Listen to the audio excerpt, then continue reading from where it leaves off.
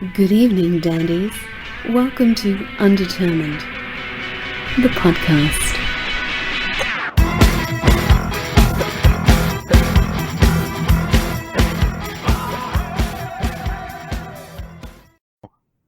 Bill, I'm Matt. Right on. And this is John. Nice to meet you. We are super excited to have you on. Yeah, man, it's a pleasure. I've been a fan of yours for many years. I'm happy to hear that. Many years. You guys did you guys grow up on the East Coast? No, we're Midwestern guys. Aha. Where are you guys from? Yeah, Missouri. Missouri. So were you when we used to play at Mississippi Nights? Were you guys living in St. Louis? Oh, dude, I was at Mississippi Nights. You guys had Ultraman opened for you, I think. That was when we had Mike Patton singing, right? Not Chuck. Yeah, that was Mike Patton. That's right. I was right there. Yeah. Mississippi Nights was an iconic show for us because the first time we played there was in '87, and we were all living in a Ryder truck. I think the promoter put us in the Embassy Suites across the street, and it was the first hotel room we had a proper hotel room. I mean, I think all of us were in a single suite, but it was amazing. We could all take a shower. That was the greatest part of the whole tour, I think.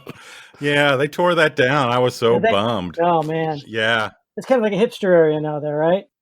Yeah. Laclede's Landing. Got it. It's kind of a yuppie area. Yeah. Uh-huh. It used to be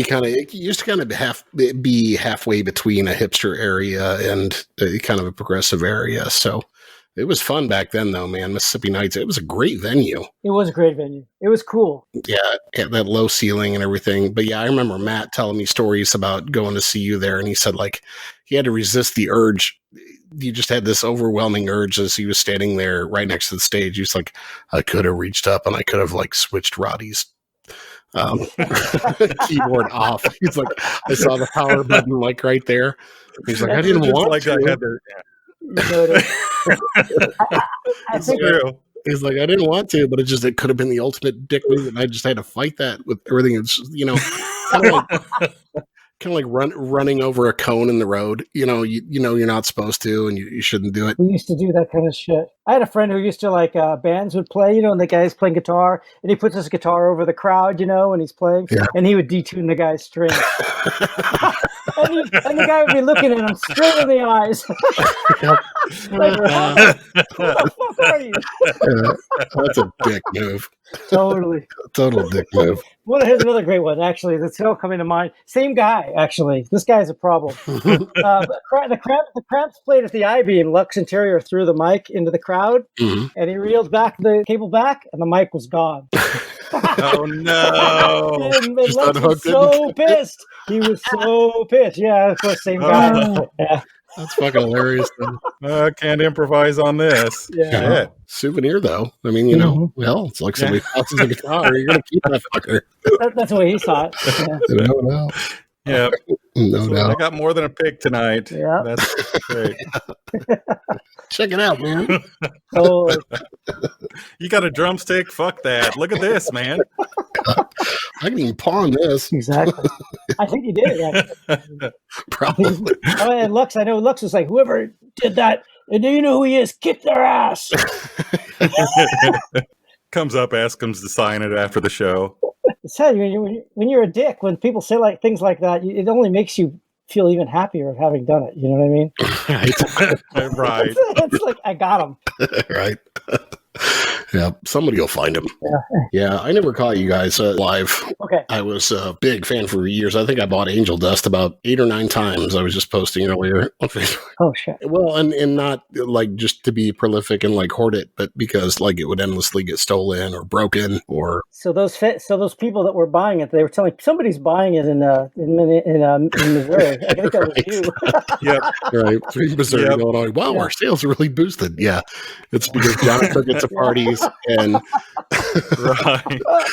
it's just John took it to parties that got stolen or stepped on or whatever, but I couldn't not live without it. So We should introduce you before we get going too far. You want to introduce yourself? You want me to do it? I'm happy either way. I'm just glad to be here. Go for it, man. All right. This is Billy. Hi. From Faith No More, and he's got some other pretty cool projects out there that I'm hoping he's going to tell us about tonight. We're super fans. We're super excited to have you on. Cool. Thanks for having me.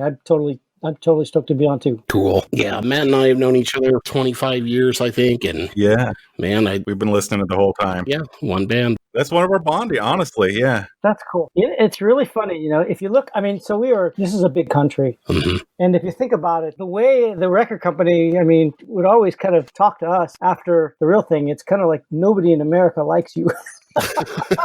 Really? We sold records. Like we had a gold record with Angel Dust, but it was like they didn't care about us at all. We weren't in their zone, Yeah. So it is actually really nice when I hear people grow up and listen to us and are into us, because I didn't see those people a lot. Yeah. When you're playing shows and you're touring, it's just that's a different thing that's going on in your mind. So it's good to hear. The real thing was a game changer for me. It really was. Like, it really just got me excited about how many different ways people could actually go with music and like still be themselves. Does that make sense? Yeah. I mean, there's something about that record that really, that was our most conventional record. But I think for the people who discovered us then, it still wasn't very conventional. Right. Like probably when you heard it, it was like, oh, wow, what is this? Right. This is different. Yeah. Or that was us being normal. Yeah. Right? Yeah. It's interesting. So a lot of people really connected, which took me by surprise, and people that I never would have expected. That record really was it was transformational for us, definitely. Yeah. I think some of that conventionality is hindsight in a lot of ways as things came after. Exactly. But at the time, it was pretty unconventional. Yeah. When you tour something for a year and a half, if you're playing the same songs every day, it's gonna get normal. Sure. Yeah, it's going to normalize. Yeah. And I think there was some of that with just kind of the conservatism and not talking politically, but conservatism of music in the Midwest. Oh, yeah. When a lot of people were listening to that and then going on to like Angel Dust, and it was, well, what the hell was that? That's not a Faith No More album. And I used to tell people, how the hell do you know? Right. These guys only released a handful and they've already had a couple different singers. Yeah. Yeah. And I mean, the business, it's still like this. I mean, the way it works with media, people who are in the media world, they become defined. The image is what defines you. And when you make music, you want to have a bit of freedom to do things that make you excited too, right? Right. If you're going to be touring for a year on a friggin' record, you want to be excited about playing the music. Oh, yeah. And if you're going to be that way and you want to connect to that part, you have to kind of change. People like to put things in boxes. And I don't know why. It's just sometimes it comes off like a radical idea just because somebody's trying to enjoy their work, and they're trying to get out of these routines. Routines seem to work well for business, but, it's tough when you have to get excited about it. And it can be a bit of a bummer for fans. I mean, it's like I remember reading about like Perry Farrell saying like, I can't play the Mountain Song another fucking time. I just can't do it. Yeah. Totally. But it's like, when you cut that album in 87 or whatever, it's like, it makes sense. You just can't have that build up and everything else the same night after night. You can't. We did really stupid things. I mean, so we were doing the same thing night after night. So we do things on stage to amuse ourselves, Yeah. It starts getting a little weird. I mean, I think that all that touring with us, we get bored and we start torturing each other and we start doing really stupid things like bored people do. Right. Sure. Well, I remember that Mississippi Night show I went to. I was surprised. John actually asked me about it one time. He's like, "Oh, that was the night they did the Nestle song, wasn't it?" And I was like, "Well, yeah, actually, it was. How do you know about that?" And it's chronicled. Yeah. That's so funny. So crazy. So crazy. Yeah. Mike, just take off the wrapper first. You should have shut off that keyboard, man. The snorkel and flippers for Underwater Love. I remember that. Yeah. Man, that was a really good show. And a couple of the girls that were kind of off to the corner. You could tell they were there for Epic and they didn't know what to do with the rest of the show. Mm-hmm. And I kind of was amused with them for the entire show. Yeah. They stuck around, though. Yeah, they stuck around. Right. So weird. Yeah. We're such a weird band because there's so many different things that we are. A lot of people, they try to like insult me and they call me like a one-hit wonder or something, which I guess that's kind of true, That's one side of the band. Like those girls, to them, we definitely were. Right. But there's a lot of other sides of the band too. Right. It wasn't just that. I mean, we had a couple weird kinks in us. Yeah. Well, and I was going to ask you about that. I found it interesting just going back through like your catalog and solo work and everything you've done with Cool Arrow Records. And you said something on your website for Cool Arrow, which really kind of stuck with me this week, saying how the idea of world music is sort of a condescending term. And it is. I like that. Yeah. And I was like, that absolutely makes sense. Like somehow American music is better than anything else that's being produced all over the world. Right. But to me, you tell me if I'm wrong, but I mean, it's like it always sounded more percussive, like more circular and kind of Eastern sounding. Mm-hmm. Faith No More. Yeah. It was. Well, I mean, I don't know if you guys know this, but kind of when we started playing, we kind of didn't have a map. We were just kind of just smoking weed and making sounds. Right. Me and the drummer and Roddy. Mm-hmm. And he was taking these drum classes in Berkeley that were for this this Ghanaian drum master. Mm. It wasn't really complex what he was teaching him, but it was a different way of looking at music. Huh. And Mike was coming back we get together and jam, and he was kind of showing me. And so we were very circular, totally circular. It's like loop-based music, but we didn't have a loop machine, right? We were making loops, but it was more like the hypnotic thing. Uh-huh. So that was our roots, actually, is coming from like that kind of way of approaching rock music, but like in circular loops. Yeah. So when did you pick up a bass? I mean, how did you land on that sound, I guess was the ultimate question. Well, that bass sound, the sound that I have, I mean, I started playing bass because I hung out with a bunch of kids who could play music already, and they needed a bass player. I didn't know what a bass was, but I wanted to be in a band. Right. So that was it. But my sound I got because I had an amp that just sounded like shit, and I had a cheap bass. And when it turned it up loud enough to sound, because Mike Borden's a really loud player, if I was going to even hear myself over him, I had to crank the bass amp, and it just distorted. So I found a way. I mean, everything has strengths and weaknesses, right? Right. And so I learned the strengths of that distorted sound with his playing, and that's kind of how it grew. And it's funny because a lot of people ask me like what kind of pedals do you use? You know, what kind of amp? And it's like really the shittiest stuff, actually. I wish I would have had something better, but I probably wouldn't have sounded like this if I did. Right. Right. So everybody develops their signature in one way or another. Yeah. Right. And that's how you got to yours. And they say, like necessity is the mother of invention, right? Right. You need something, you find a way to make it work. What was your first shitty axe that you had? First shitty axe, I had a couple shitty axes. The first one was called Orlando violin bass, like a Paul McCartney bass. Oh, yeah, yeah. It was actually kind of cool. I could say it was shitty. The only shitty one I really had was my Gibson Grabber. That was a piece of shit. Was it? Really? The funniest thing, it ended up breaking in half. I think I just smacked it too many times.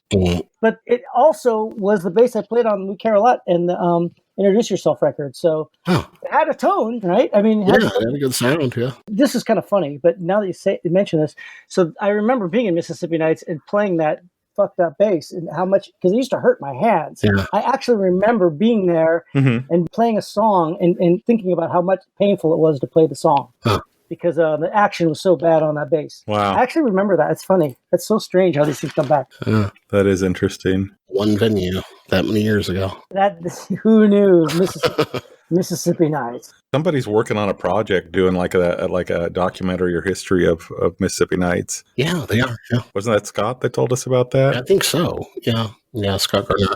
Last year I was with MC50 touring, and we played across town on a street. I don't remember the name of the street, but it was kind of cool. There was a bunch of bars there. It's more like I would say on the south side of town. I wish I could tell you the name. I'm actually across the state in Kansas City. Oh, you are? Oh, I love Kansas City. I always love Kansas City. Me too. We did a great show there, actually.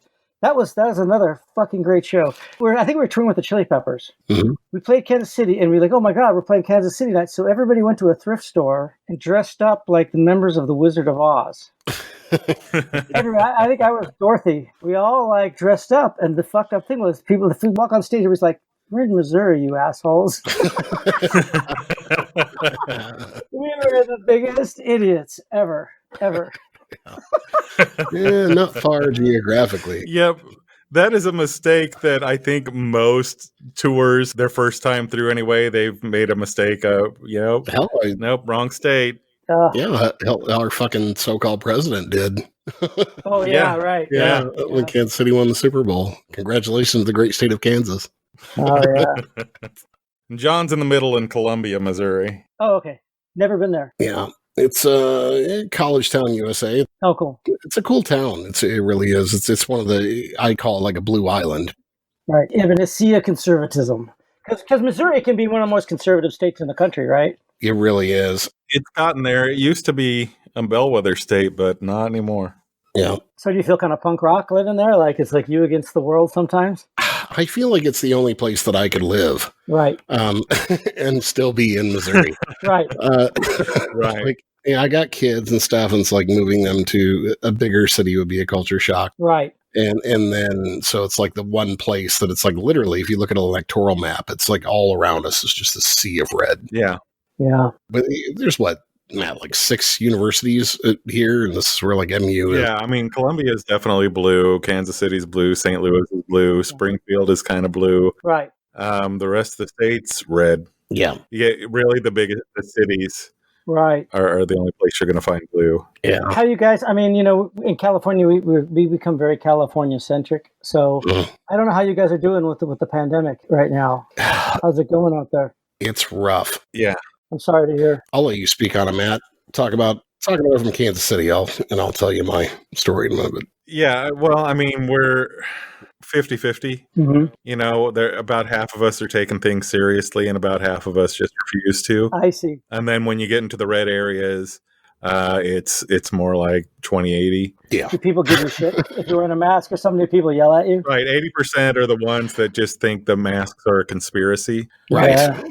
I know people that I know really well, my friends that it's, well-educated people, like they do that too. Yeah. It's trippy. It's weird. Well, and the thing that just boggles my mind is we just had like a mask mandate passed here in Columbia to where we have to wear them everywhere in public, et cetera, et cetera. Right. But it's like this has come down to just a debate on masks. Right. Yeah. Everywhere. And a politicization on masks and whether or not you do wear them, don't wear them, how it identifies you or flags you as a liberal or not. Right. And we're ignoring just the whole goddamn structure of. Oh, yeah. It's a way to whitewash the whole thing. Absolutely. Distract. Right. The virus doesn't care who you vote for.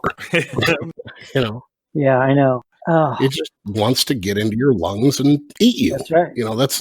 It doesn't have a brain. It doesn't know what politics are. Right. It doesn't know there's an election coming. And the extremes that they will go to like make their stupid fucking points. Well, COVID is only 0.01 microns and the masks can only. Oh my God. Yeah. The pretzel logic. Yeah. But, it's funny because you always wondered if something really went bad, they would probably do the wrong thing. I mean, you always kind of knew. Oh, yeah. But when they do it, it's still chilling. Yeah. When you go, wow, like they are actually doing that thing that I knew they would do, but they're actually doing it. Yeah. Right. Well, and there's like that little part of you that's like, no, come on. Mm-hmm. At some point, they're going to get smart, and they won't. They are so invested in. Yeah. If fearless leader says it, it must be true, even if he said something different yesterday. And anybody that says that he's wrong is a fucking asshole, and they're here to kill our babies. Right. In some way. Yeah. Right. And I need a gun to protect me, but wearing a mask, no. Yeah, right. I know. Even in California, too. I mean, I'm in San Francisco, the liberal stronghold, but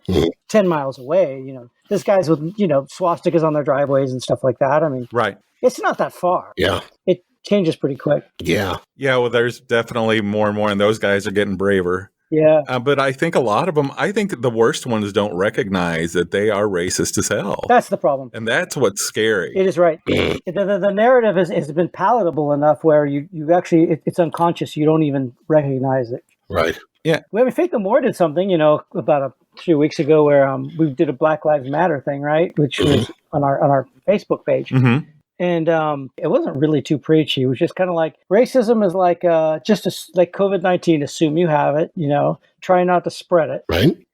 And people got really pissed off, Oh, really deeply offended. Fuck you! I'm not racist. Yeah. Wow, like it wasn't even too preachy. It was pretty innocuous, but it was eye opening because that was a lot of our fans. Yeah. I'm like, well, I mean, if we lose them, I'm not going to shed any tears over it. But Right. I didn't realize there were that many, And what the fuck do they like about us? Like, it's, right? I mean, Right. What? Yeah. And it's like the guys are like, oh, I can't believe Rage Against the Machine. These lyrics are offensive. Yeah. What the fuck? Really? What machine do you think they're talking about? Yeah, I know exactly. A copier, a fucking DVD player. Right. What weird times in it when Rage Against the Machine, people aren't even listening to what they're saying, and then they're getting offended by it now. Like, what world are we living in? Right. These guys vote? Jesus Christ! Yeah. After a while, it just becomes a mad tea party. Yeah. It's silly. Yeah. It's just silly at a certain point. Yeah. I try, and I really need to give up. I really need to stop, but I keep trying to like have civil, intelligent conversations with it, and it's impossible. Mm-hmm. It's absolutely impossible. You can make the most valid, verifiable points in the world. They absolutely solid facts that I'm presenting you with. Doesn't matter. Yeah. This is super interesting. I had a thing when Faith No More started. When the real thing was happening, it was like the end of the 80s, 90s. And we toured Europe a lot then. I think on that tour of that record, we went to Europe, like in England 6 times. And we played a lot in Germany. And we played in Berlin when the wall fell. Huh? So we were there that night. Oh, wow. Right. So you couldn't really get gigs in Eastern Europe before that. So, the Iron Curtain was this kind of mysterious place. Like I always wanted to play the Iron Curtain. Yeah.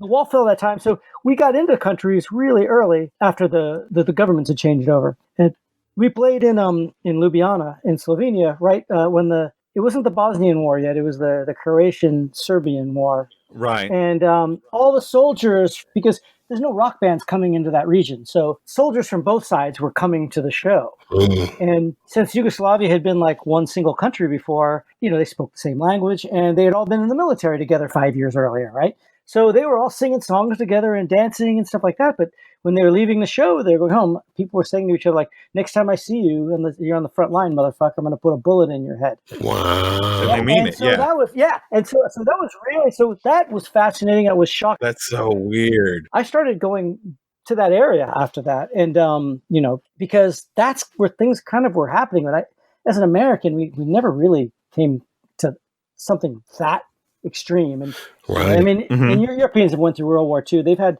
parents and grandparents go through stuff that told them stories. But ours was a little different. And to make a long story short, I mean, I've been in places like in Bosnia, like there's a town called Travnik that's had a lot of stuff in the Bosnian War. And I've been there with bands playing gigs. You can see it. I mean, it's Bosnian now. In other words, Muslim, basically. Right. It had been Serbian and Muslim, and there'd been a lot of bloodshed there. Right. And it's a pretty sad place. I mean, people are not angry; they're sad. Yeah. It was a lot of destruction. But people were telling me, if you go like 5 miles down the road, is the Serbian town, and they're afraid to come here because they think we're going to slit their throats. Huh. But it's kind of like this fear. Like it's almost like the guys who are the most provocative are also the most scared. Yeah. So when we're talking about the red states, like they're the most aggressive, but they're also the most fearful. Right. They have to defend their narrative so much more strongly.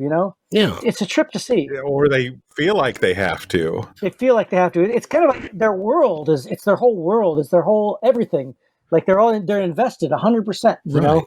Well, that's where the snowflake thing comes from. It's a projection, It's projection. It's exactly projecting how they feel and their insecurity and trying to put it on you. But the victim is actually pretty gracious. You know what I mean? Yeah. The victim actually is very human about it, and they're the ones that are actually getting victimized. Right. It's an interesting thing to see. Yeah. They need to be a victim, and that's the saddest thing about it, I think. Yep. Is they need to be the victim, and they don't see it. Yeah. They don't see it at all. No, it's such a weird phenomenon. Yeah, they need to eat a little bit of that. And it's like, true. It's like, I saw a meme the other day on social media. It was just with somebody pulling down a Confederate statue, and it's like nothing will piss off a snowflake more than taking away his participation trophy. That's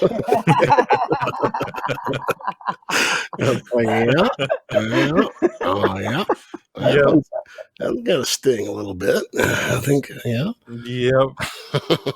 So weird. Yeah, that's a whole other avenue. But yeah, it's funny. It's funny how we still have those everywhere. Yeah. They're not going to go away yet. Also, I mean, you guys have to deal with this every day. We don't need to dwell on this podcast either. We can talk. We can have a little diversion from all of this and actually, have some fun too. I mean, it's fine. I mean, we're in it. But venting is good sometimes too. Yeah. We're not denying it. Hell, Matt and I bitch to each other all the time about politics and everything that's going on in the world. So we don't care. Yeah. We just worry about guests like feeling like their episode is tainted by what's going on in the world. But you know what? The world's the world, man. I'll be honest. Some of our Bay Area friends are our best allies in bitching. Yeah. Oh yeah. Oh yeah. We talk to you guys out there all the time. We've been bitching for years too. Yeah. You guys are good at it, man. When I moved here, it was in 1981. I moved here from LA, and LA and San Francisco are two different planets, basically. Yeah. So when I moved here, I was like 18, and there were still hippies from the 60s living here, in 81. That's only 10 years after 71. Right. So there were still like that Summer of Love people. They were still like walking around on acid and stuff like that. So we're not very far. This city isn't very far from that era. Right. So when Reagan, you can imagine what they thought of Reagan here. It was just like he's the devil. LA was the devil. Everything was the devil. San Francisco was always an island. So how was that conflict like coming up there, where it's like you guys were trying? We're just trying to get our Satanism on. What do you mean? Just rock out. Well, I don't know. Just like just the hardcore scene and shit like that, conflicting with hippies. It was strange. I mean, I think that we talk shit about hippies a lot, but I think to the rest of the world we kind of were hippies. Right. I don't think we knew that.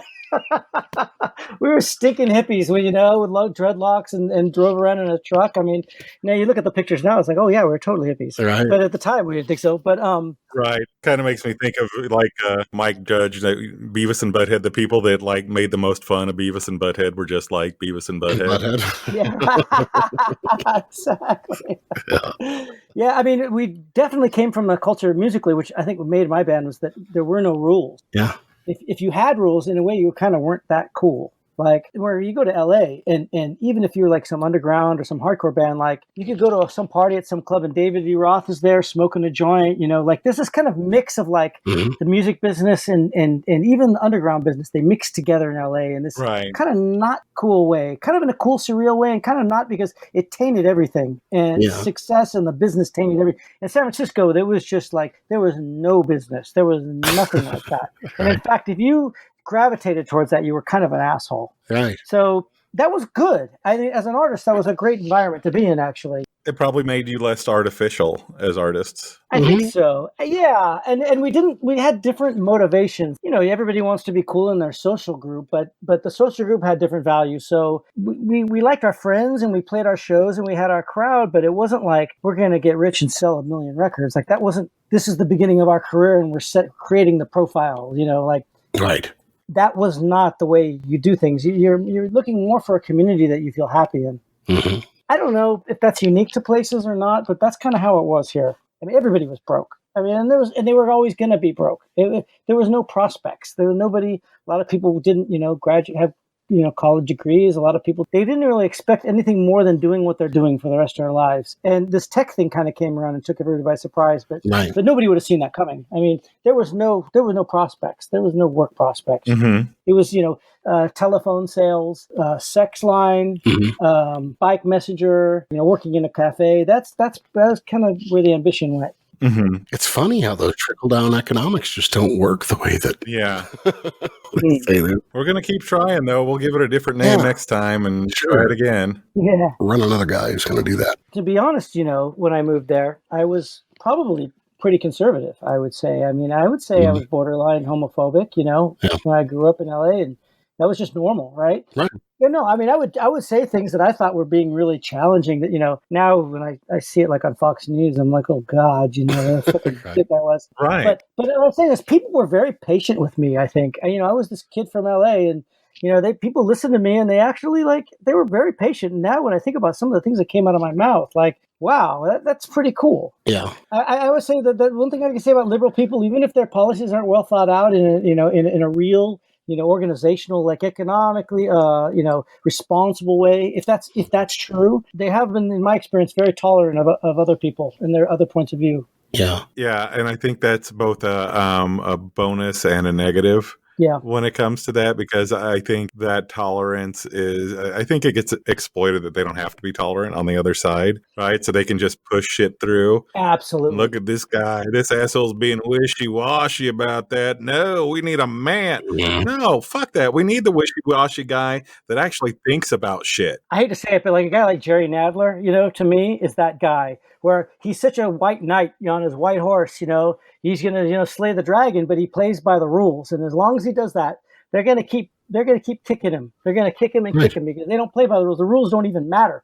It's full on open combat. It's street combat. And he just keeps trying to be a good guy and defeat them and fairly. Like, it's just not going to work. It's not going to work. I get torn with that shit all the time. Right? Like, what is the best way to go? Because I don't want to give up principle, but at the same time, these guys they're going to find so many new fucking ways to cheat and rig the system. Believe it. Believe it. It's crazy to think. In ways that I can't contend with. We can't. Exactly. You cannot. No. You can only stop the bleeding. Try to stop the bleeding. But the blood that's gone, it's gone. It's not coming back. Right. And the only way, and we're starting to see it hopefully play out, to really win that way is that the other guy fucks up so badly that everybody just sees it for what it is. God, hasn't that happened? Thank God he's a fucking idiot, right? If he wasn't a fucking idiot, we would be screwed. Yeah. Thank God. Yeah. Thank God he's an asshole. Thank God. Right, but I mean, it was inevitable, I think, that it had to be an idiot asshole at some point. I suppose. They need their representative. Now everybody's coming out of the closet saying, like, oh, yeah, Hitler, he was an idiot, too. He was an asshole. It's like, well, why are you telling us this now? Right. And they always made him like this really intelligent and all-powerful guy. And now I'm reading about how lazy he was, what a jackass he was. Like, well, why didn't you just tell us he was like that back then? And then it would be a lot eeasier, Exactly. It's like they do the same thing with serial killers all the time. Right. It's like, Ted Bundy was a very charming person and an amazing fucking charismatic. He could fool anyone. It's like he wasn't that fucking smart. I mean, he really wasn't. Right. And he wasn't that good looking.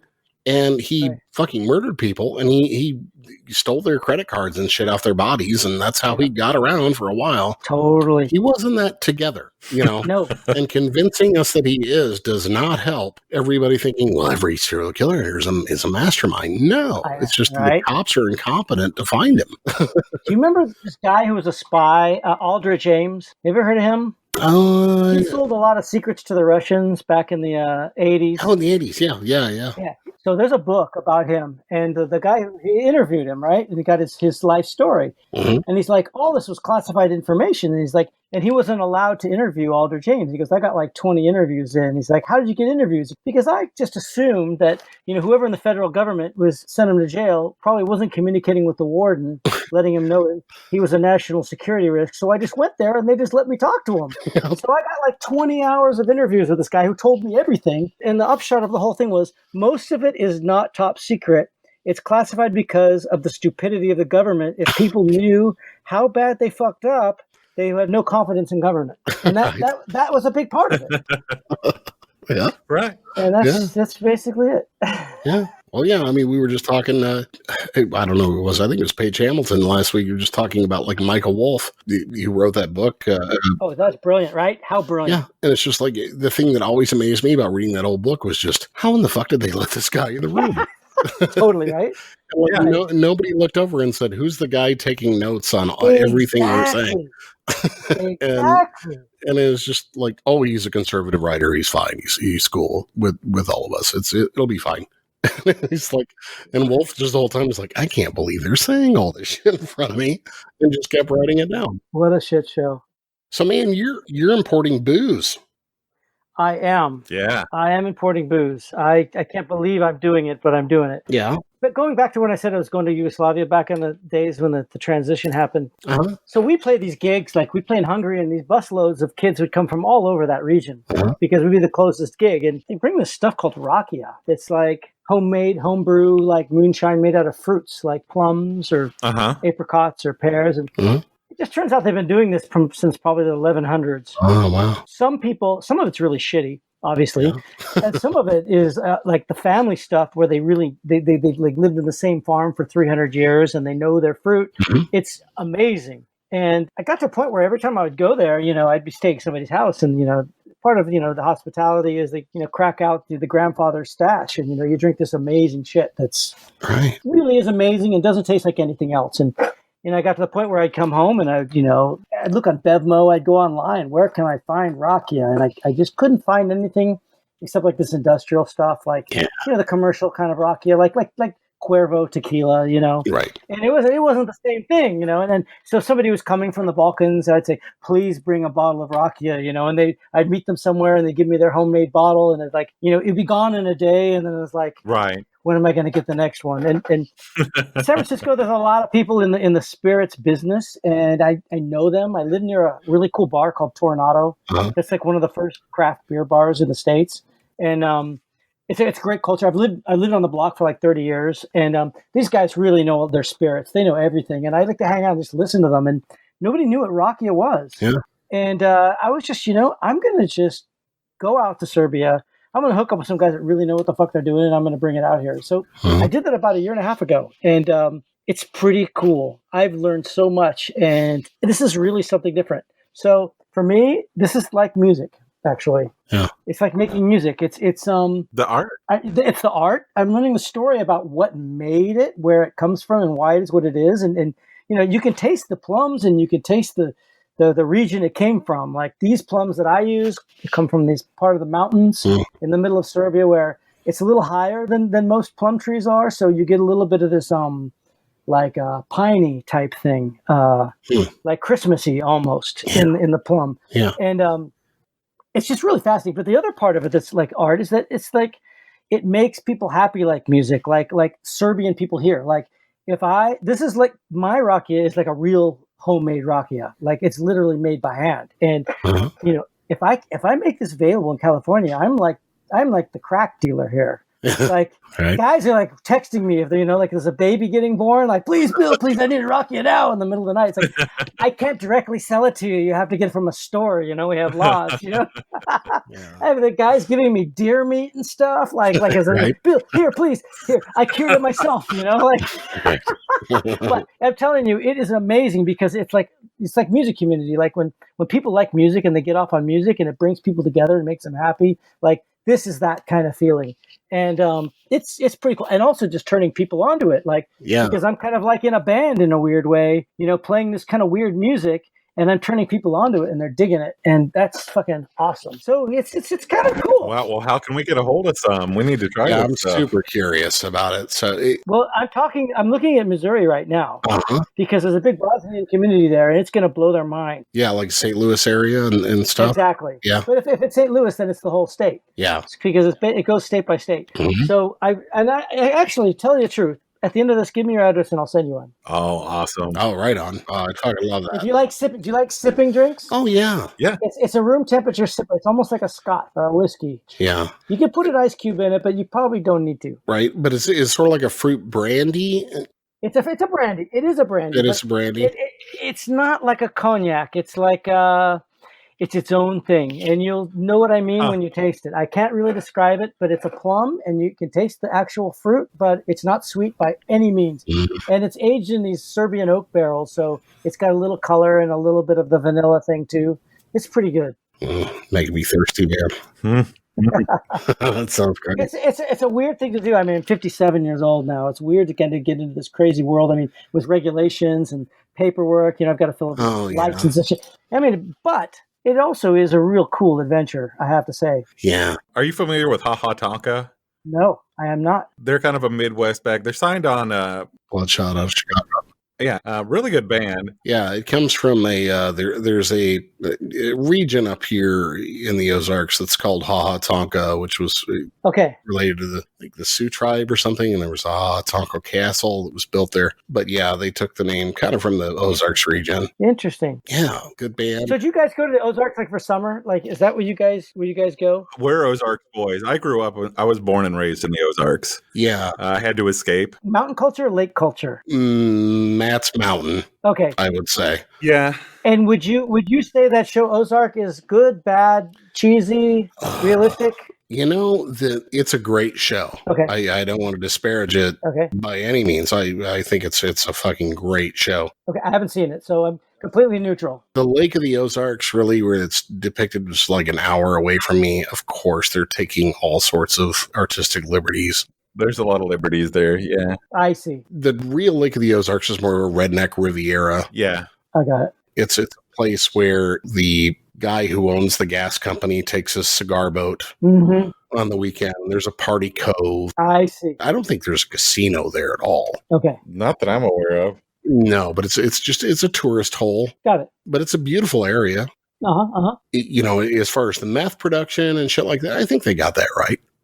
Okay. Yeah, Good. there's a lot of that. Okay. Winter's Bone, if you've seen that, is a little more true, Yes. I think. Yeah.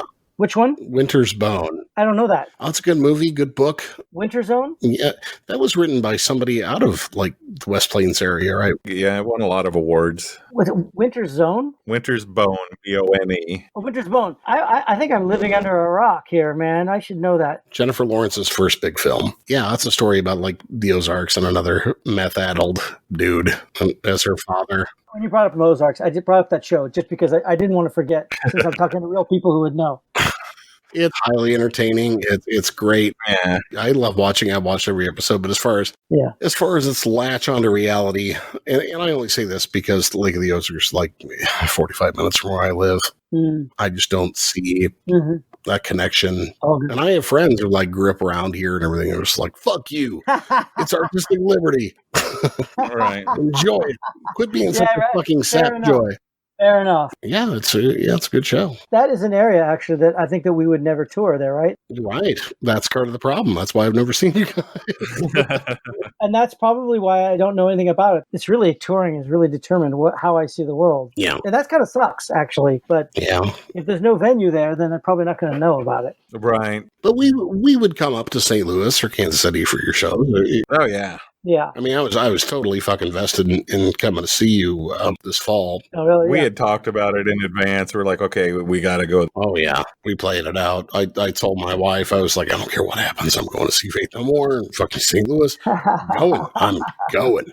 I'm like, I don't care. I'll take out a loan. But then, that shit got canceled. Denied. Yeah. I'm sorry about that. Yeah, that sucks for you guys, too. Yeah, it kind of sucks. It's weird. Like, we're not doing shows, and it's funny how quickly you adjust, though. Like, Yeah. my whole year got blown out, and everything is happening now next year, technically, a year later. Right. So, like, I'm supposed to be on tour in Europe right now, but I'm going to be in tour in Europe.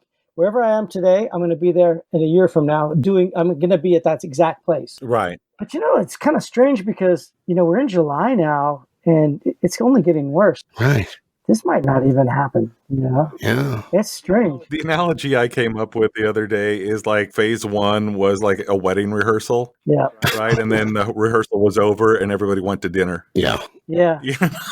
Then got wasted and never showed up for the event. I think we went to dinner, and it's still going on phase one. Yeah. Right. They're still going to dinner. Yeah. I mean, Exactly. everybody went out.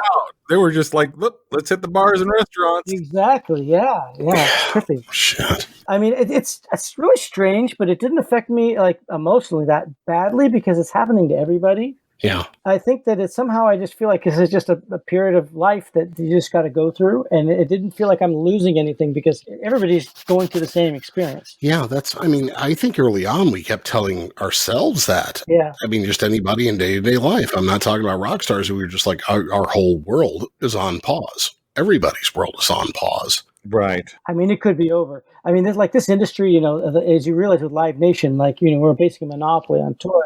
Oh, yeah. And they had a monopoly on the big acts and all the big tours, but they were running on tight margins where they started going broke 3 weeks after the COVID hit. Uh-huh. So it's like, well, if they collapse, that's the entire mechanism. Right. Like, this is so Saudi Arabia, what they bought with 20% of Live Nation. Yeah. You know about that? These are kind of like last ditch, measures, and we're only 3 months into this thing. So who the fuck knows? Who the fuck knows? How we're going to survive. Yeah. It sounds like the Bay Area has done maybe better than a lot of places, though, in dealing with it. We talk pretty regularly to like Chris McGrew from Griddle or Johnny Axel from Psychofunkopus. They become kind of pals of ours. Just talking to them, it really sounds like the Bay Area's got its shit together compared to a lot of places. I think we do. Or at least like trying to fit into a groove of what they can do and what they can't do, and like very much itemizing what's available, what's not available, and hammering out like, okay. It seems that way. I would say not the rest of California. Southern California is a shit show for sure. Yeah. I mean, people have to go to the beach. They have to. It's a God-given right to go to the beach. Right. So, you're going to see more stuff in the southern part of the state. But the northern California seem to have its shit together. Yeah.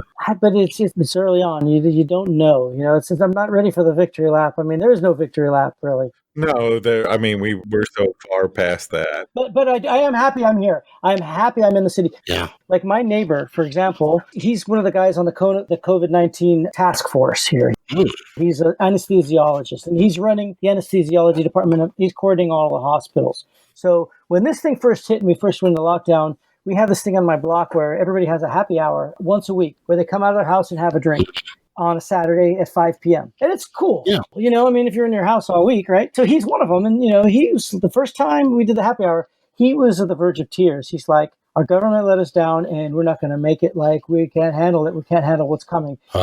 That chilled me because that guy knew. Right. And he goes, there's things I can't tell you, but we're fucked. Yeah. And I was like, holy shit. And what's really interesting is we still do the happy hour. I got one tomorrow. I saw him last week, and he's in great spirits. He's like, no, everything worked out pretty good. Yeah. I actually get days off now. Like I'm going off into the mountains a couple days a week, and we did a good job. And so that is amazing. That's awesome. Yeah. But the numbers are turning again, and if we have empty hospitals here and they're filled down there, they're going to come up here. So, right. Nobody knows. I'm terrified for the Ozarks. Going back to that. What is that like? What are the hospitals like? How many ventilators do you have in the Ozarks? Not enough, I can bet you. Yeah, one thing that I read is about an article I just read earlier about Joplin, Missouri. And in Joplin, Missouri, they got devastated with a tornado many years back. Yeah, I remember that. Yeah. And it was a bad one, swiped right through them. Apparently, they avoided Corona for a long time. And now they're suddenly getting slammed.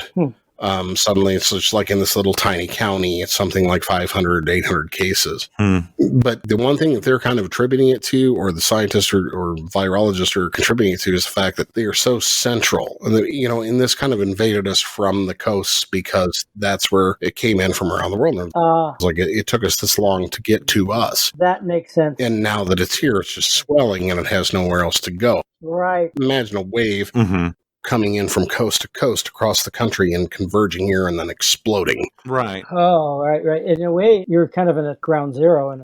Latent zero. Right. All the arrows point towards you. Latent zero. Yeah. It's like this is the final push. Yeah. And then what happens when it kind of bursts here as a fountain? Jesus Christ. That's kind of what's emerged. It's the same thing in my county. Oh, man. I mean, just to go back to that, talking a little bit about Columbia, I know you're not that familiar, but just in the center of the state, it was like I remember when our county had 6 active cases, and we were so scared of this shit that was the point that we locked everything down. We were like, school's over, fucking, we're done. Which is good. Like nothing. Yeah. Everybody stay home we've got a case here, so we need to panic. Right. And not panic, but just be proactive. And we stopped and we kept it. We got it down to 4 active cases in Boone County. That's amazing. As everybody contributed and did what they could and just stayed home, sheltered in place, and nobody went anywhere. Nobody came within 6 feet of anybody. And then policy came in and said, everything's open. Fucking. With no credo for science or evidence or anything else. Just everything's open. Now we're up to 600 cases in our county, and they're still talking about when can we open shit up. It's like we are literally 100 times what it took to shut shit down. We are literally 100 times. It's heartbreaking. And you're wondering when we can open up again. It's madness. Yeah. Well, and we've got a president saying we're going to defund the schools if they don't open up.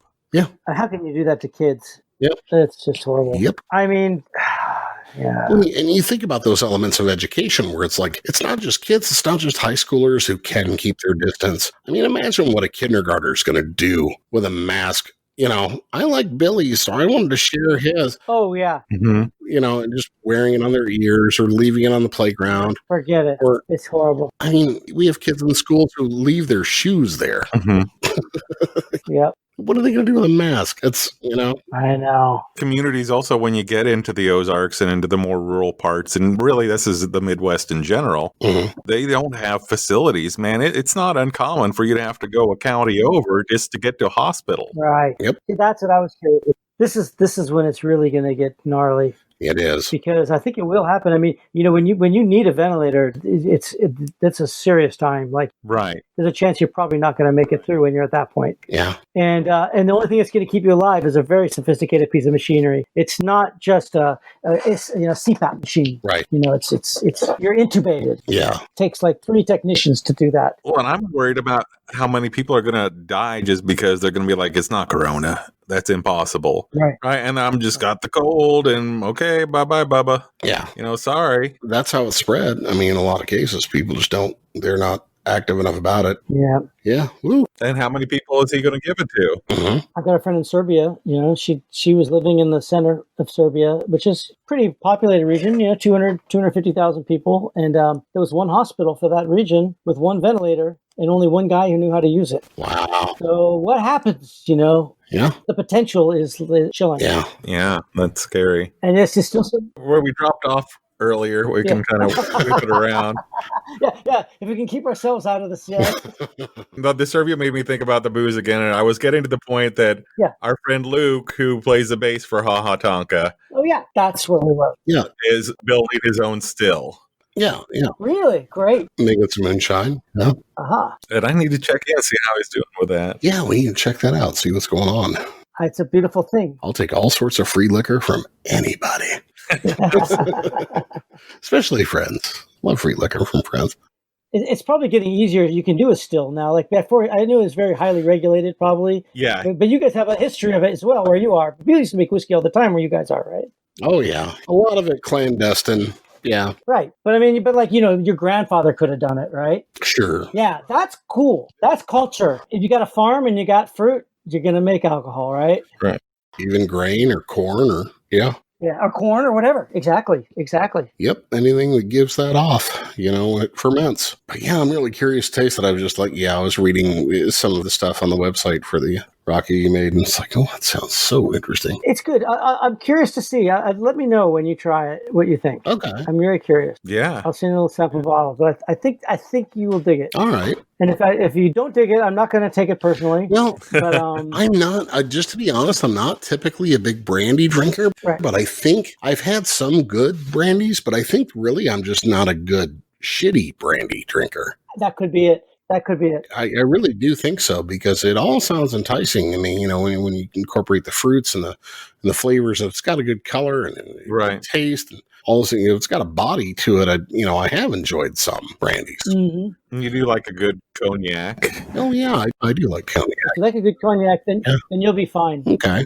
You'll be fine. This is only 18 months in the barrel. It's not like really dark oaky, but it's enough. It's enough to smooth it off a little bit and be pleasant to drink. You'll see. Right on. Nice. But if you don't like it, you really don't like it, give it to a Bosnian guy. He will name his first child after you. They're all over here. They're all over. I just have to make a wino call. I'm sure I can make it happen. Yeah. No, I'm looking forward to it. I'll keep it for myself. Anything, just for a souvenir, if anything. Yeah. Hi. Hey, I ordered your record. Oh, the talking book. Yeah, a talking book. Just ordered it the other day. Very cool. Yeah, I was like, this is obviously a very linear work, and it needs to be heard from start to finish. So I ordered it. It is. It's long. I mean, it's basically each side. It's 2 sides, and they're really full sides. I mean, you can't go on Spotify and put a 20-minute song. It just makes no sense. Right. But that is kind of how we wrote it. And for vinyl, it'll make perfect sense. Cool. So when ordering it now, like the one I ordered, it's a XL LP. So you get like Talking Book 1 on one side and then 2 on the other, right? No, it's actually the actual thing is on 2 sides. It's like a halftime show. Right, right. So there's a Talking Book 1 and a Talking Book 2. Part 2 on the other side, yeah. Exactly. And part 1 came out a few years ago. Oh, well, no, that's another record. Okay. Weird story, but basically, San Francisco's a weird place. You get a lot of interesting people. Next to that beer bar I was telling you about, there's a sausage place. It's great next to a beer bar, but they have this thing every Tuesday called Hamburger Tuesday, and they make really great hamburgers only on Tuesday. So I would always go and wait in line because everybody wants their hamburgers on Tuesday. And I was standing next to a guy talking, and he kind of knew who I was. He recognized me, and we started talking about music, and he was really into experimental stuff, and he does a lot of sound collage. And, I got to know him because we had similar interest. And I started helping him, like, doing some mixing of some of his project stuff and mastering some of his tracks at my studio. And we just decided, hey, what would happen if we did something, together? And we didn't know what it was going to sound like. So it was kind of like a real weird experiment because this guy's coming from a really abstract world, and I'm coming from a conventional world of instruments and bands, and so what we came up with was a thing called Talking Book, and it came out in 2011. Okay. And it was actually kind of cool, and people thought it was kind of weird that I did something like that. I don't know why, because I kind of always had kind of wild taste, but people still think of me some like rock or funk bass player or something. I don't know. Yeah. It was good for me to do. It was good for me to work in a different way, and I was using Ableton Live rather than the Pro Tools that I usually use. It was a different way of thinking about music, which was really good for me. We got some shows. We did a couple tours in South America, and we started becoming like a band where we started like improvising and with these abstract sounds, and we got pretty good. And we said, let's just record it and make another record. And then my studio flooded, and they had to rip everything out of my studio. Oh shit!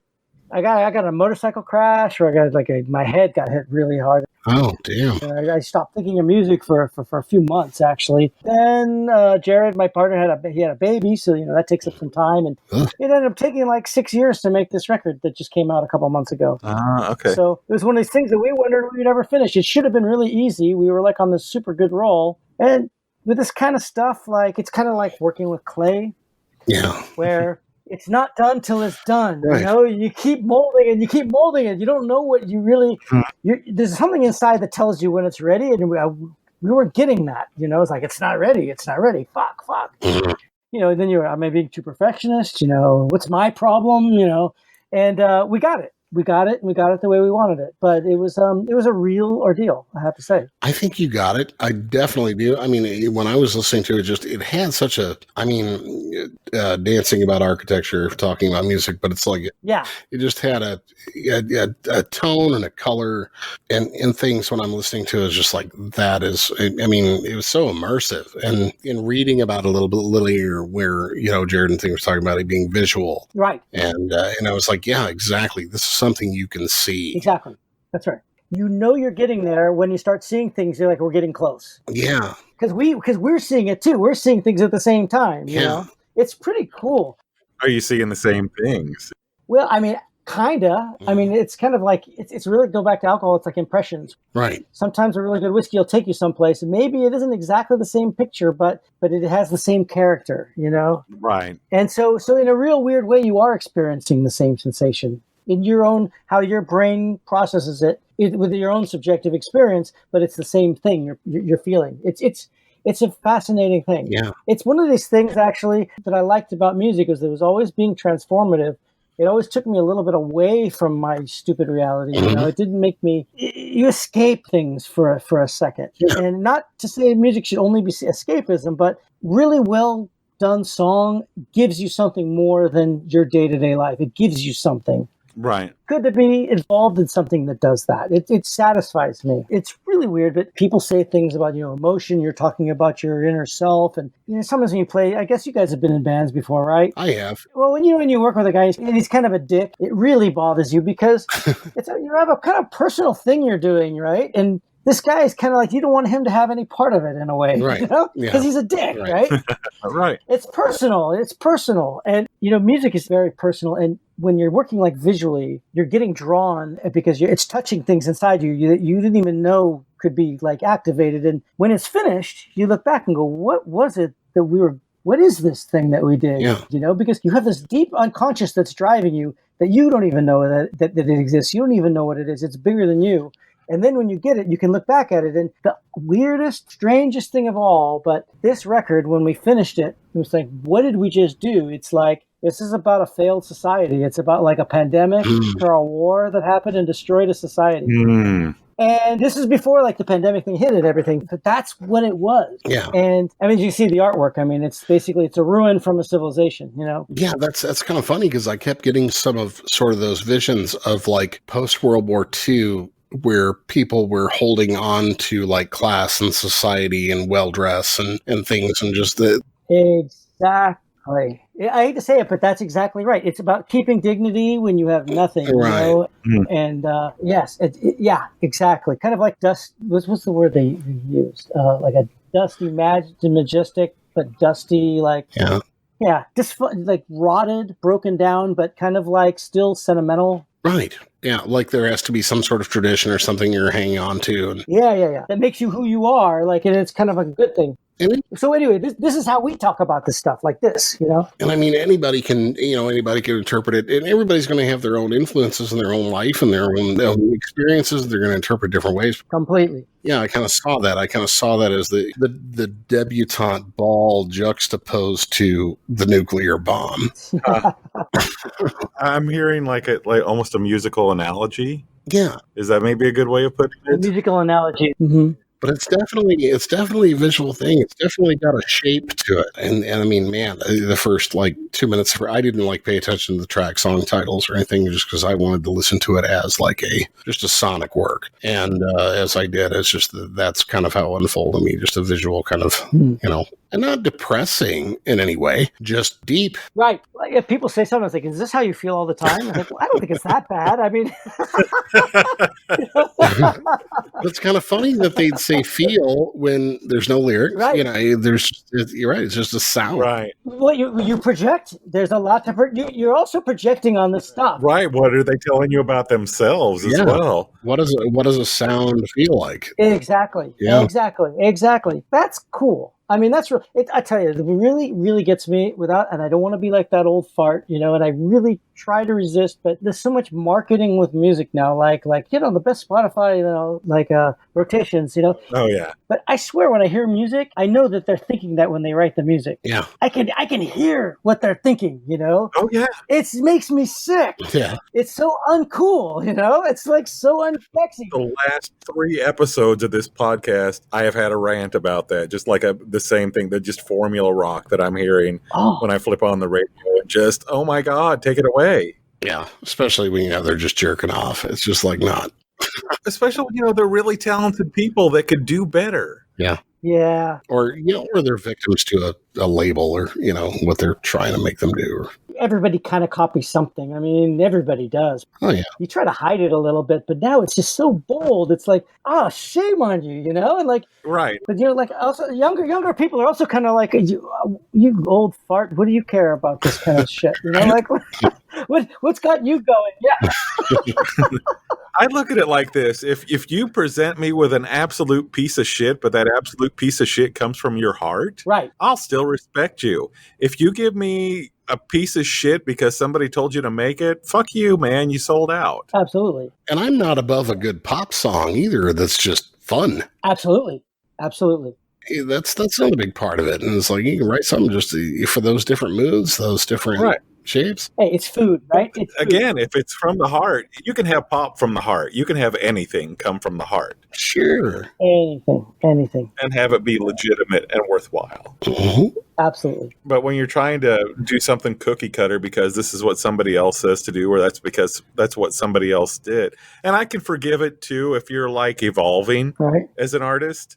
Like you're trying to find yourself and that, okay, this is what they're doing. So, right. But if you've already kind of gotten there and then you're just going like, okay, I'm going to pull up the auto tune now. Yeah. Bye.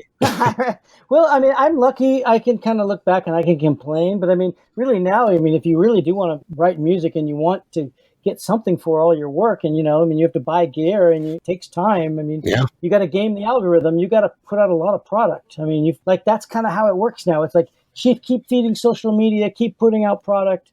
that's how you're going to survive doing it. Right. And that's sad. It sucks. Yeah. There's no romance in that at all. No. Well, and especially when somebody else is backing you and financing and everything else, and they have deadlines. And It's just a different kind of thing. The machine is getting driven in a different way. I mean, it's funny where, record companies never paid anybody before. They were always evil, and they always took everybody's birthrights away from them. Right. But what they did was they made so much money that they could pay publicists and they could pay writers and create this fantasy that people kind of believed. Right. And it was more fun to be in that fantasy. I mean, we all grew up in that world. Uh-huh. You're right. Rock stars were something, Right. like, or Right.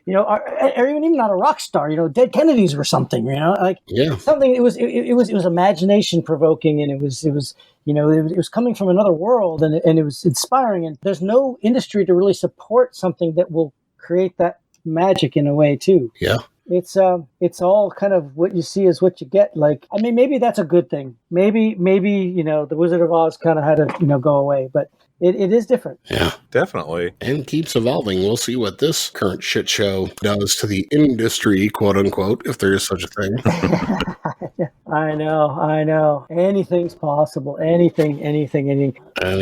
This could be like, we could wake up tomorrow and there's a cure for this thing. We're going to have some crazy surprises, I think, in the next 6 months. Some might even be good ones. Yeah. I mean, this is we're kind of living in Breaking Bad or something right now. And I think that's a good way to look at it. It's just like right now, everybody, we're in a pile of rubble. So how we rebuild it, maybe it's more up to the actors that have the money to invest, but we have a say, right? And maybe we can bring something great out of it. Maybe more people can work from home, right? That's the thing we find over and over talking to artists is just like more and more people are trying to find solutions to what's going on rather than despair or right. And they're trying to say, how can we network? How can we fucking work this out? Because right. I tell you what, the industry's out there cutting corners. That's what they're doing. That's right. They're just going to try to save cash. And the best thing we can do is really kind of Phoenix from the flames really is what we got to do. Absolutely. But anytime that there's a crisis of any sort, there's an opportunity in it. Right. Absolutely. And in fact, people tend to be a little closer together and good things come out of those. In between people. People need to rely on each other more. There's a lot of good things that come out of things like that. I absolutely agree with that.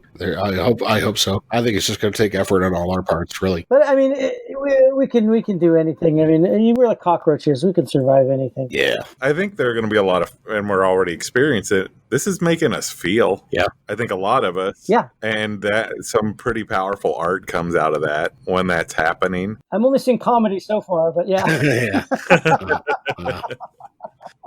A lot of good comedy, though. Yeah, sort of a Shakespearean comedy. Yeah. I can remember my college professor asked me, what do you learn about Shakespearean comedy? And I was like, they're not funny. It's like, yeah, exactly. It's just irony. Yeah. Did you ever write on the road or anything? Or did you save that for studio? I've always tried a couple songs here and there. Yeah. It's funny. I mean, with a band like Faith No More, it's so physical. Yeah. It's kind of like training and boxing. Yeah. And writing is something you do at home. It's a completely different mindset. And my whole thing was about focusing. Like, right. Man, we played last night and I lost about a bucket of water. Right. I need to suck it up and be able to do the show tonight. That is kind of that becomes more how I think. Yeah. I'm just curious, how the process changes, from going from one singer to another one. If there was a big difference in how that felt or how that worked. Yes and no. With the writing process, obviously, yeah, it was a huge difference. Yeah. And his, it's a different personality, so it changes the whole family unit. Sure. That everybody, their roles change a little bit. But I would say live, similar. Yeah. Similar. Because that's one thing that Chuck was actually pretty high energy when we played, and Mike too, obviously. So not so different there. And both of them actually, to both of their credits, really had no problem taking it as far as they would take it. They never had any fear about that.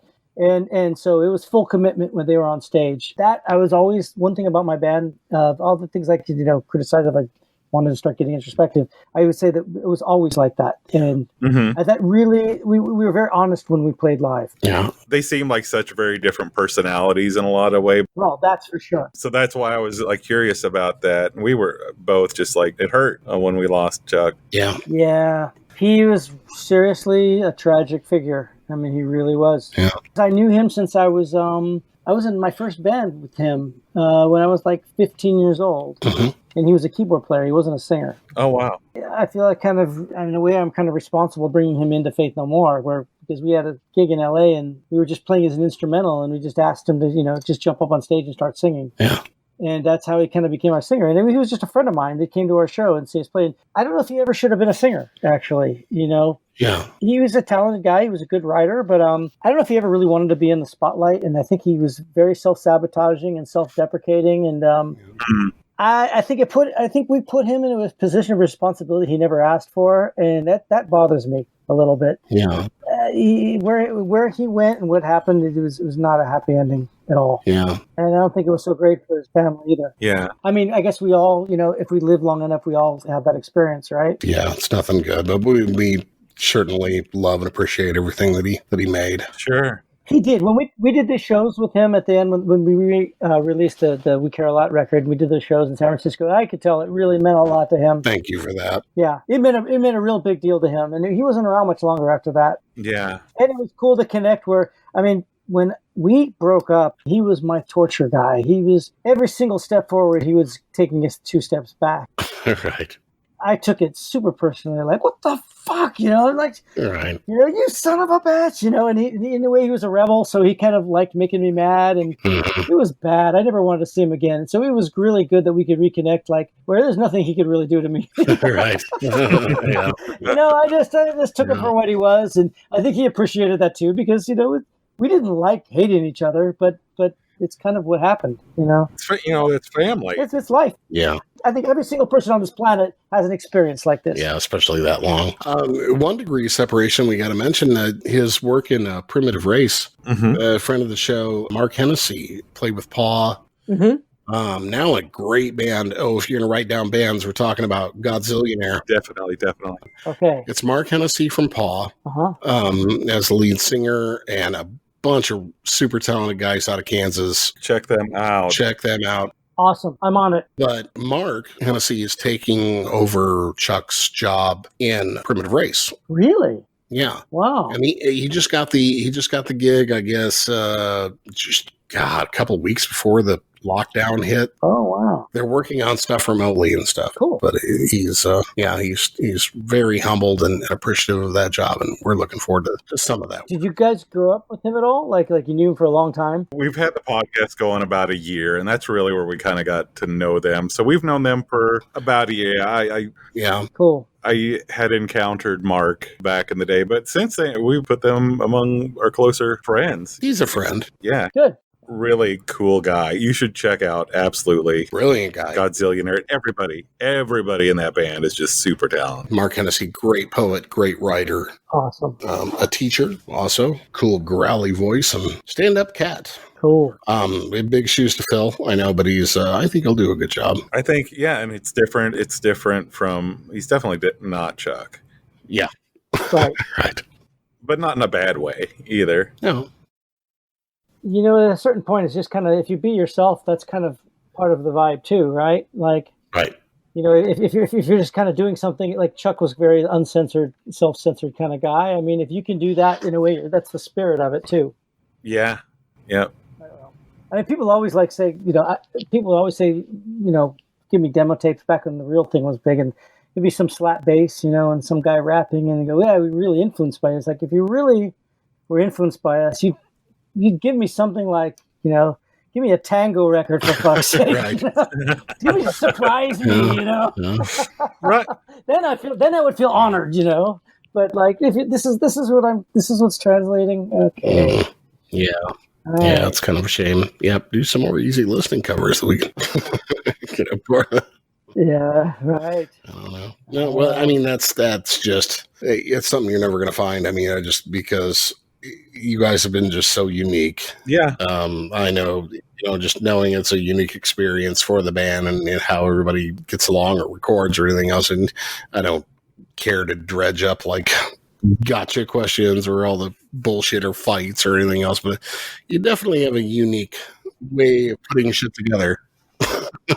Well, and that's what I think I always liked about it. Even though he was frustrating as hell, I don't think anybody would ever take the path we took because it really was a pain in the ass.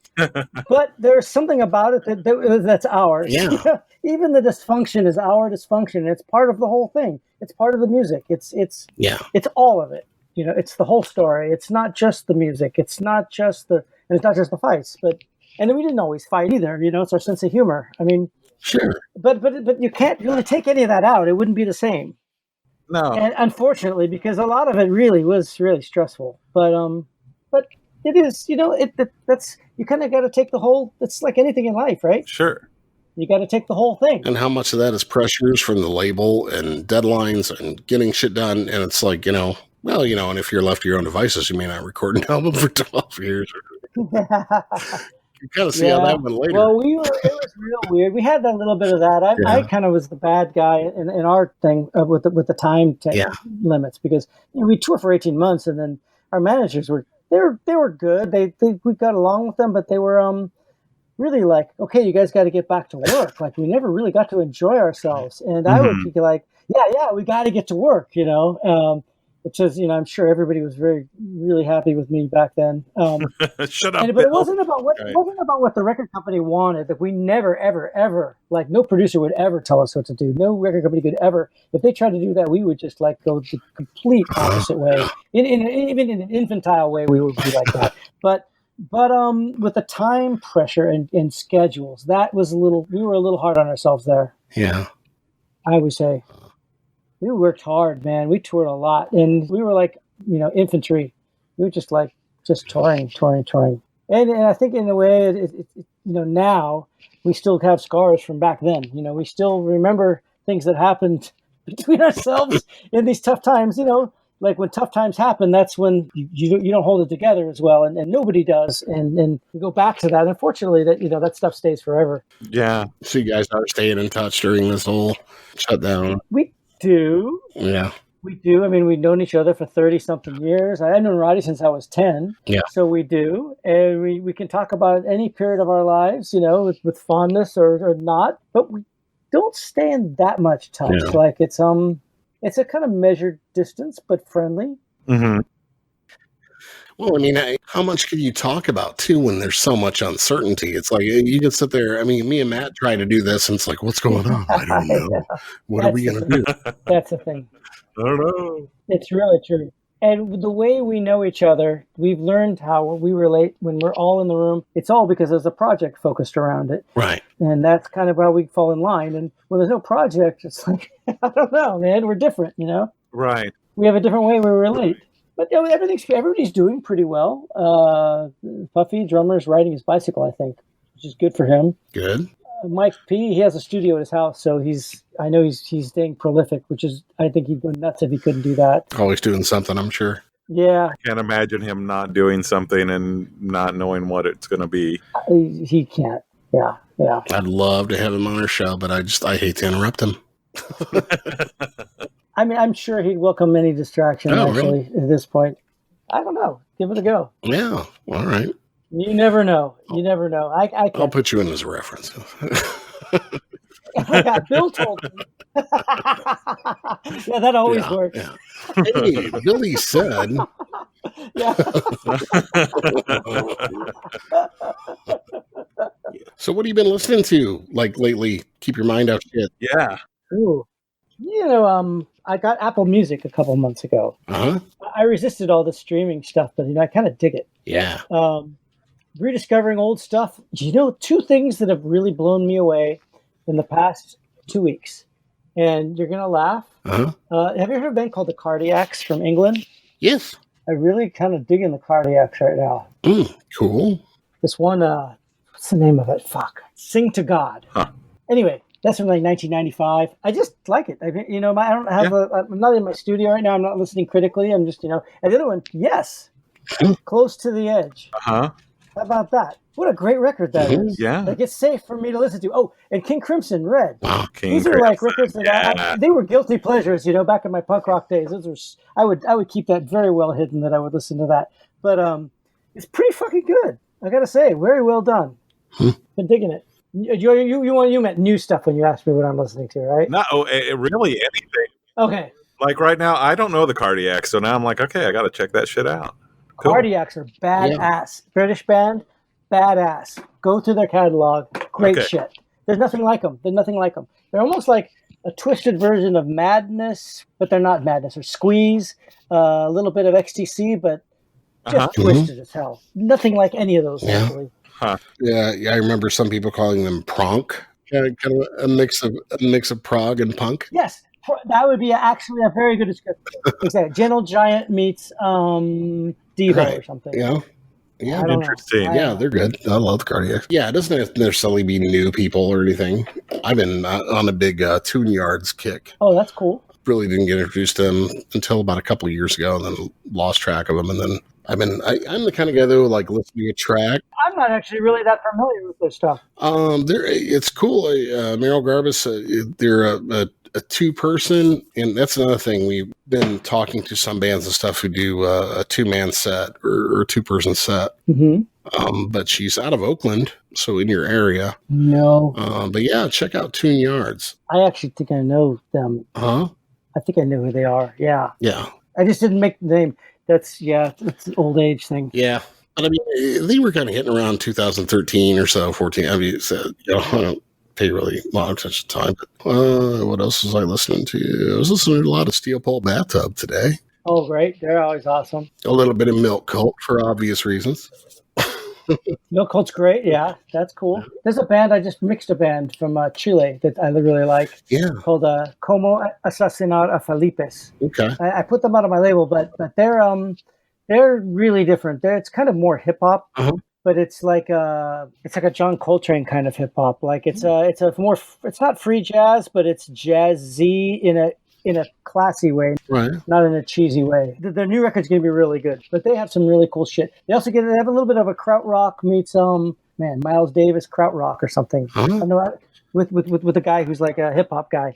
Very very clever stuff. Okay. I mean, a lot of stuff that I've discovered that kind of is foreign because I would tour a lot and I toured out of the country more than in the country and. Like people would give us demos or turn me on to like a band in Finland, and it was like, this fucking is great. Mm-hmm. And it's like nobody is ever. It's almost like if the tree falls in the woods because nobody's ever going to hear this great record, right? Right? There's this great band. They have these great influences. They're smart, and like nobody's going to ever know it ever existed. And when Faith No More broke up, that's why I started the Cool Arrow label. It's like I want to try to be a pipeline for like some bands from outside, like just so people know that they existed at one point, Yeah. And so a lot of stuff that I work with is stuff that I discover, and it's like they don't have any way of getting released in the States. And luckily through my touring, I had access to finding out about some of it. So I have friends there now who send me stuff. Yeah. That's pretty cool. That's been a lot of fun. You got like Alexander Hack. He's great. He's awesome. Yeah. That's a great record. And his other stuff. Check that out. You don't know about it. You obviously are a Neubauten fan, yeah, right? Well, yeah, I'm kind of an old industrial head. I grew up around Chicago and like into Wax Trax and Ministry and Revco. A lot of those cats. You know that whole era, yeah. So that's kind of my Neubauten, link. But I saw him on your label. I was like, that's fucking great. They have a new record. Answers at Neubauten has an album that's coming out. I think this month. Yeah, it's more ballady. It's a little getting into more Nick Cave territory, but it's very good. What I've heard is that going to be? Is that on Cool Arrow? No, that won't be. That's theirs, but just something new that I heard that I really like. So what has he done on your label? I just did this one record that's called Sanctuary, and this was back in 2005, this is a radical concept at the time, but. His laptop was his recording studio, so he traveled around with a microphone and just recorded a bunch of different friends, and assembled it all back in Berlin. Now that's what everybody does, right? That's part of the course. But back then, this was this radical idea of like you can live you can travel and you can collect things from all over the world and put it all together and create this new thing. And so, I knew him already from when Faith No More played Berlin. He would come to shows, and in fact, when Einsters and Neubauten first came, I think probably the second time they came to San Francisco, I was the guy who was their driver. I picked them up at the airport and transported their bags, and nobody knew who Faith No More was. I was like, these was this big band coming from Berlin, so I hung out with them for a couple days, and it was cool. It was cool. So we have an interesting shared history. Right on. Right on. Anybody else on the label in particular you're real excited about lately and want to come? There's a band from Russia that's really cool called USSSY. Okay. They've put out like 7 or 8 records, but mostly in Europe. There's a lot of Bandcamp stuff that they have. This guy is like, he plays microtonal guitar. And it's like aggressive. The rhythms are completely off. It's like, do you know that band Lightning Bolt? Have you heard of Lightning Bolt? I don't know. Okay. Who else would I compare them to? It's you just got to hear it. Just go online, check it out. It's all instrumental. It's like surf music, but with microtonal guitars, and it's kind of pretty evil, fucked up surf music. Yeah, that's pretty cool. I don't know. My mind goes blank. Matt, who have you been jamming? You know, my kid, he's learning to play the drums, and he's been paying more attention to some stuff lately. So I've been going a little bit old school with him, and trying to, or at least for him, it would be old school. You know, I've been threw some Jane's Addiction at him. That's cool. The other day. Does he like it? And he's taking it. He likes that pretty well. I've been playing some Faith No More. Let him get some of that. There's definitely he got that's not the easiest drumming. Okay. So here's a question. What does he think of Kiss? We haven't done a lot of Kiss yet. And that might be a good thing. that's probably more of a dad thing. I've never really embraced Kiss. No, it's either one way or the other. And I know a lot of people love them, and I can respect that. I can totally respect people loving Kiss. I just never kind of got there. So I have a soft spot for them, but I understand why people hate them. I completely, but I have a soft spot for them. I can't help it. There's a lot of good swing drumming in there. With Kiss, and there's a lot of good basics in there. I'm probably a little partial due to just tradition, because it was like the first show I saw of like a big rock show when I was like 13. So that they hooked you. So it's like, first time you saw the pyrotechnics and the fire pots and all that shit, it's like it just sold. I mean, their marketing and their just ability to the costuming, the visuals of that band is just incredible. In a weird way, I don't know if I could be just totally up me, but I kind of see like the Sex Pistols coming from Kiss in a strange way. Yeah. Yeah. I mean, it's still. I mean, early Kiss. I can see that. Kiss, not like obviously the elder. Yeah.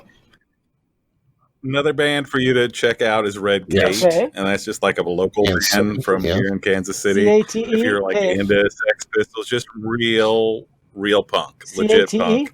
KATE, Red Kate. Yep. KATE. Good to know. Yep. Awesome. Still making some good. We'll let you check that. They're on Bandcamp. Awesome. Yep. So I just actually we were just talking about Godzillionaire, and while we were talking, Mikey from Godzillionaire sent me a message, and I was like, guess who we're talking about right now? And he wanted to ask about your involvement with Fear in the Nervous System and how that came about. That's interesting. So I had my bass tech for like 10 years. This guy, Jimmy Otell, he, I don't know how it happened. Maybe Faith No More broke up, and he started working for Korn. So he worked with them forever, and I think he became their stage manager. They always liked Faith No More, and it came to a point where he was, Monkey Want to Make a Record.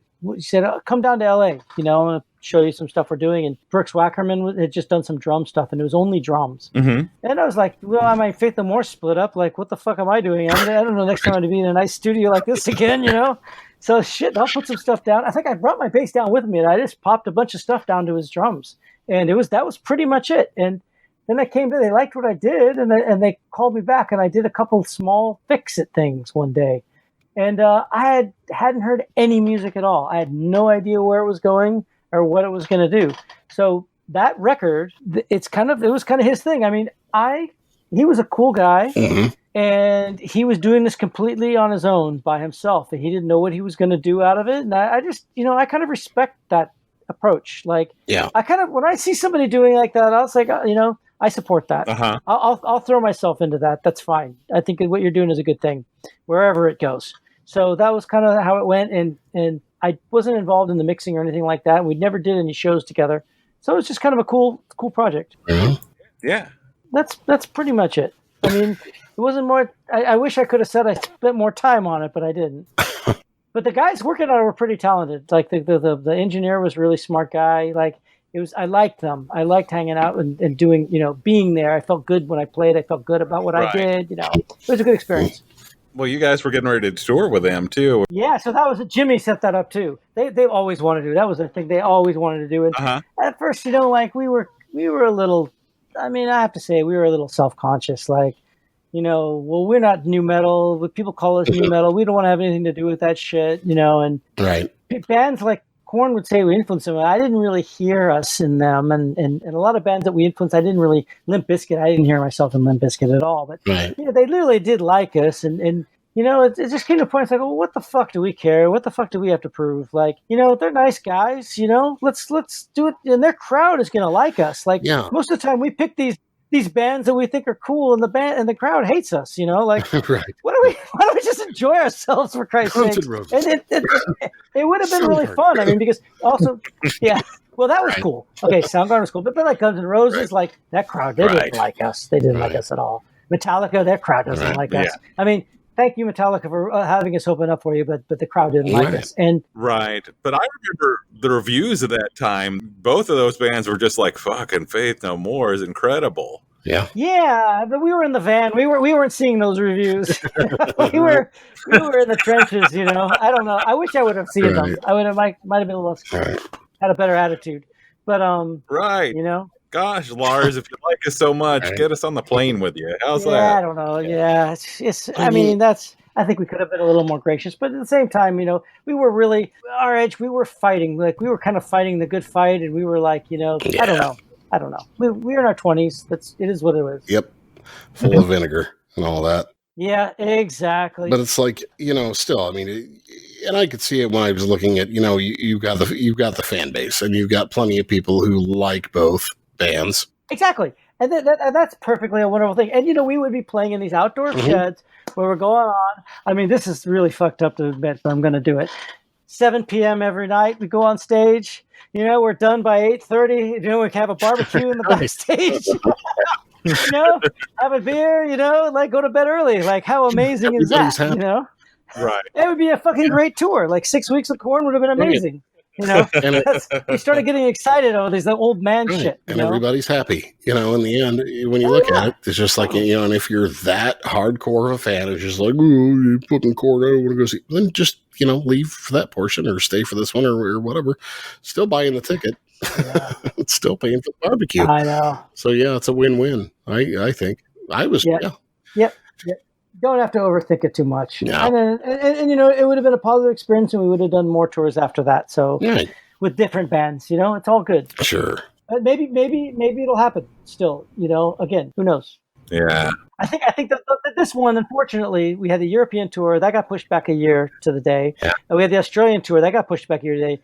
The Korn tour was like it's canceled, and there's no new dates. Oh. So I don't know what's going to go on with that one. I mean, hey. People are going to be looking for any kind of thing they can, promoters going to try to put any package they can, and when they start opening the places again. Well, I do hope you guys get to the Midwest, somewhere near me, St. Louis, Kansas City, either one. It would have been cool. It would have been cool. Yeah. It would have been cool for everybody, including us. I hope you can get back there. But I mean, even now, we're just wondering whether we're even going to have a country next year. So. This here we're going to go. We're going to gravitate there because I'm going to take us there.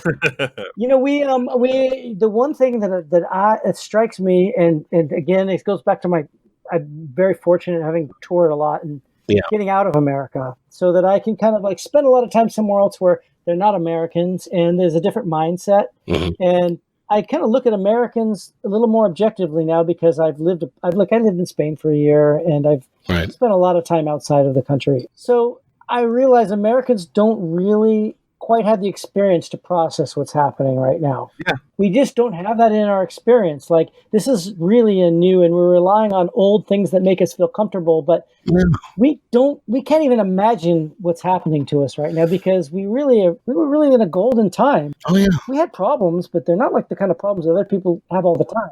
That's why we're so entitled, I think, as a society. Right. Because everything's gone our way so far. For the most part, For so long. Yeah. things have gone our way, and we just expect, fuck it, I'm lucky. Exactly.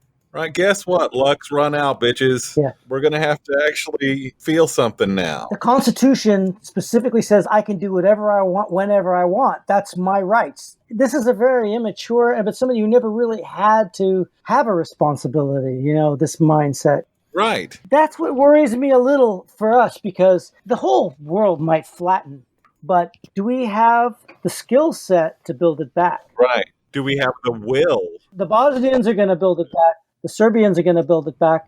The Chilenos are going to build it back, but are the Americans? I don't know. I don't know either. We'll see. I hope so. We have a lot of brilliant people. We have the tech that's our tech. We have brilliant people here. We have done amazing things, but this is a new experience. The vote's still out on that one. It could go either way. Yeah. Oh man, we lost John. Uh-oh. Oh, we did. Hello. Here he is. All right, there you are. I lost connection. Sorry. Well, man, it is getting we are kind of eating a bunch of your time. Yeah, we've been going for a while now. Do you want to call it a night? That's good. Oh, yeah, sure. I mean, you can call me back if you want some other time. If you want to keep going and follow up, I'm cool. Oh, we'd love to have you back on. If you ever just want to talk, Yeah. just tell us, man. If we got time, we'll do it. All right, cool. Really appreciate you coming on, man. I had a great time. I really did. It's an honor to meet you. I had a really fucking good time. Yeah. Hey, who's a guy you guys would like talking to? Kim from Soundgarden. Tell Oh, I would fucking.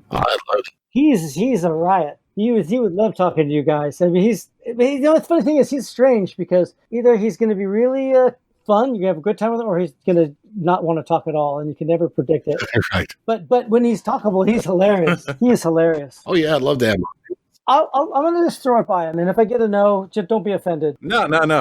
We're never offended when someone says no. Oh yeah. But I can see you guys having a good time. That's all. That would be so cool. Yeah. I saw them at Mississippi Nights too. Right on. It's funny because I played an MC50 with Kim. Mm-hmm. I toured with him back in the day, obviously a lot, Right. but he was always in the other band, right? So it's just funny, it's like a different team. And it's funny, all of a sudden, hey, Kim, we're in the same band.